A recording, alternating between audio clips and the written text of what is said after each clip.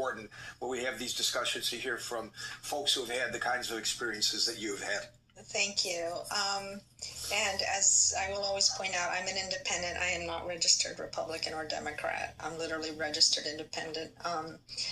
And I would say to Dave very kindly to just please don't just depend on ChatGPT. ChatGPT is not frequently accurate. It is something to just kind of go to for quick things. I guarantee you, Meryl, who's a legal researcher, doesn't do her legal research on ChatGPT. There you go. Because lawyers who have become admonished and sometimes sanctioned by judges. So, yes. And by the way, this is an interesting thing. I just want to point this out real quickly. Boaz and I said to Boaz the other day, I said, Boaz, what if you and I asked ChatGPT the same exact question at the same time? Will we get the same answer? And he said, no, we won't get the same answer because ChatGPT takes into consideration other things that you have asked it in the past and other things that I have asked it. I said, well, let's try it. So I actually wrote out that exact question.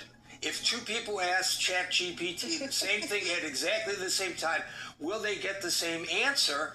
And we did, and then I sent it to him. He copied and pasted it. I'm on the phone with him, and we go 3, 2, 1, boom. We fired, and the answer was no. They will not get the same answer. But then the rest of it was completely different. 2 different explanations of why, and contradictory to some point. So you're right. You can't depend on AI.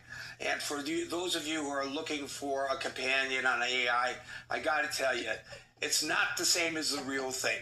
I've investigated it, Barbie. I did some investigative reporting, and it ain't the same. But all right, ChatGPT cannot make your cup of tea.